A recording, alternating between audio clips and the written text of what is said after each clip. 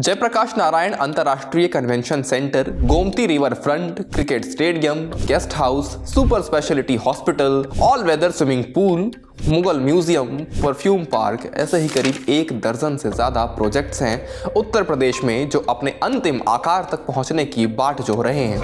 लेकिन सियासत की वजह से ये प्रोजेक्ट्स सिसक रही हैं और गाहे बगाहे ये राजनीतिक हलकों में मुद्दा भी बनते रहते हैं। इस वीडियो में इंडिया टुडे मैगजीन में छपी आशीष मिश्र की रिपोर्ट के जरिए आपको बताएंगे कि कैसे यूपी में 1 दर्जन प्रोजेक्ट बजट के अभाव में लटके हुए हैं और ये सभी ऐसी परियोजनाएं हैं जिनका शुरुआती फीता पहले की समाजवादी पार्टी सरकार में कटा था।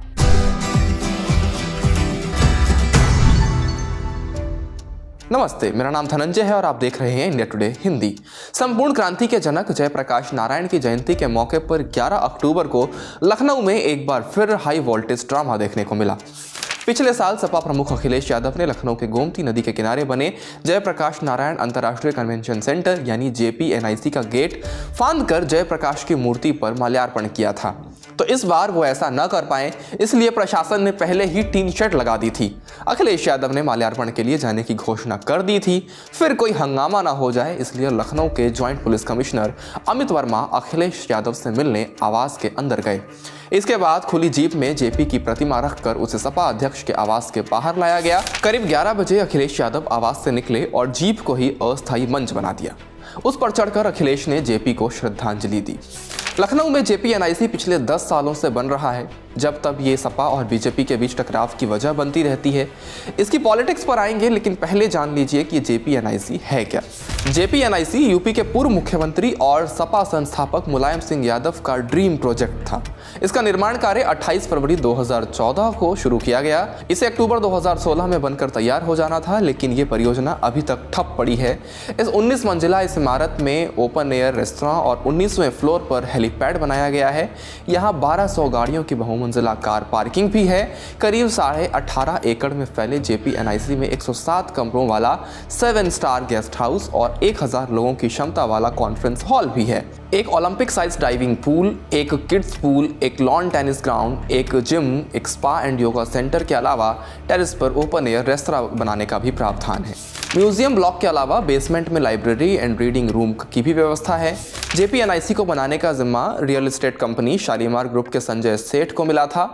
संजय सेठ को बाद में सपा ने अपना राष्ट्रीय कोषाध्यक्ष बनाया और नजदीकियां बढ़ने पर राज्यसभा भेजा। बाद में सेठ बीजेपी में शामिल हो गए। बीजेपी ने भी उन्हें राज्यसभा भेजा। संजय सेठ की तरक्की पक्की होती गई, लेकिन उनकी कंपनी के जिम्मे लगी परियोजना बदहाली के गर्त में डूबती चली गई। इस प्रोजेक्ट की शुरुआती अनुमानित लागत 265 करोड़ रुपए थी, जो 2017 तक बढ़कर 864 करोड़ रुपए हो गई थी। इस बीच 2017 के विधानसभा चुनाव से पहले 11 अक्टूबर 2016 को मुलायम सिंह यादव ने परियोजना के एक हिस्से का उद्घाटन किया था। इस प्रोजेक्ट के लिए 2017 तक 865 करोड़ रुपए स्वीकृत हो चुके हैं, लेकिन इसकी लागत अब 1015 करोड़ रुपए पहुंच गई है। 2017 में योगी सरकार के सत्ता में आने के बाद तत्कालीन आवास राज्य मंत्री सुरेश पासी ने JPNIC में भ्रष्टाचार के आरोप लगाए थे, लेकिन इस आरोप के बाद कोई कार्रवाई नहीं हुई। वर्ष 2017 में उत्तर प्रदेश की सत्ता संभालने वाले योगी आदित्यनाथ की सरकार ने जयप्रकाश नारायण कन्वेंशन सेंटर को चालू करने के कुछ प्रयास भी किए। वर्ष 2019 में प्रोजेक्ट की नोडल एजेंसी लखनऊ विकास प्राधिकरण ने संशोधित विस्तृत परियोजना रिपोर्ट DPR भेजते वक्त 995 करोड़ रुपए मांगे थे। तब शासन ने 40 करोड़ रुपए का ही प्रावधान किया था, लेकिन यह जरूरी 150 करोड़ रुपए से काफी कम था। LDA के अधिकारियों के मुताबिक बीते 8 वर्षों में बिल्डिंग मटेरियल साथ मशीनों के खर्च काफी बढ़ जाने से JPNIC का रिनोवेशन का कॉस्ट बढ़ चुका है। इसलिए अब JPNIC को शुरू करने के लिए अधिक पैसों की जरूरत है। अधिकारी बताते हैं कि अगर पूर्व में स्वीकृत DPR पर काम किया जाता है तो इसके महज 15% ही काम कराए जा सकते हैं। सपा के वरिष्ठ नेता और उत्तर प्रदेश महासचिव जयशंकर पांडे बताते हैं, JPNIC को लेकर भाजपा सरकार राजनीतिक द्वेष की भावना से काम कर रही है। देखरेख के अभाव में JPNIC की इमारत खंडहर में तब्दील हो रही है। मुख्य द्वार पर लगी फॉल्स सीलिंग और लाइटें टूट गई हैं। स्विमिंग पूल के चारों ओर रैंप पर विदेशी लकड़ियां लगाई गई थीं, जो अब गायब हो चुकी हैं। लोहे के पोल जंग खा रहे हैं। गेस्ट हाउस में लगी फोम की चेयर गायब है। मुख्य भवन में लगे AC, लिफ्ट जैसी सुविधाएं बिना चले ही बेकार हो रही हैं। एलडीए के एक अधिकारी बताते हैं जेपीएनआईसी के मेंटेनेंस पर सालाना 70 करोड़ रुपए का खर्च आएगा। एलडीए के पास इस मद में कोई प्रावधान नहीं है। जेपीएनआईसी सपा सरकार में शुरू हुआ इकलौता प्रोजेक्ट नहीं है जो अधूरा पड़ा हो।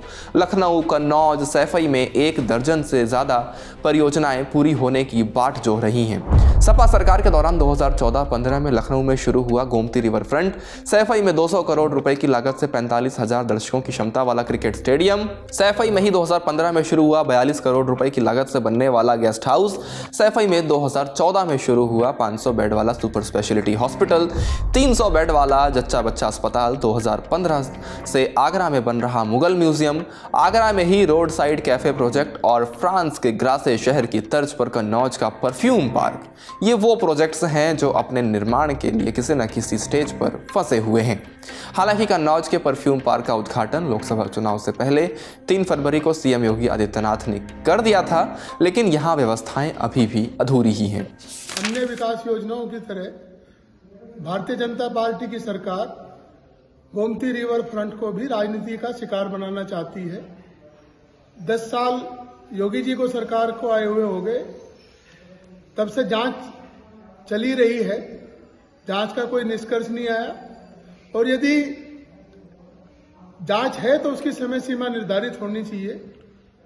गोमती रिवर फ्रंट और जयप्रकाश नारायण अंतर्राष्ट्रीय केंद्र अखिलेश यादव जी की सरकार के महत्वपूर्ण प्रोजेक्ट्स हैं, लेकिन भारतीय जनता पार्टी उन्हें अपनी राजनीति के लिए इस्तेमाल कर रही, जो सबकी समझ में आता है। इटावा में अखिलेश यादव का पैतृक गांव सैफई पिछले 7 सालों से अधूरी विकास परियोजनाओं के डंपिंग ग्राउंड में तब्दील हो गया है।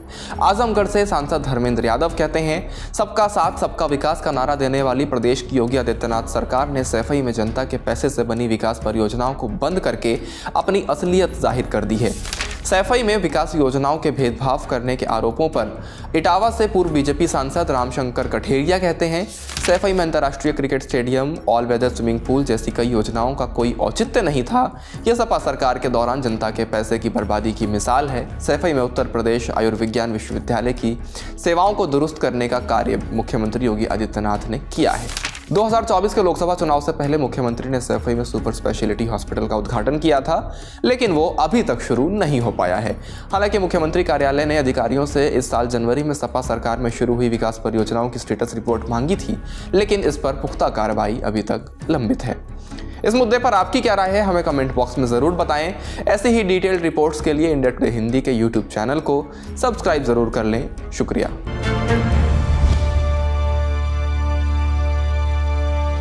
इसी तरह की तसल्ली से भरी हुई एक्सक्लूसिव रिपोर्ट्स देखने के लिए सब्सक्राइब करें इंडिया टुडे हिंदी का यूट्यूब चैनल और बेल आइकन जरूर प्रेस करें ताकि वीडियो अपलोड होते ही आपको खबर हो जाए।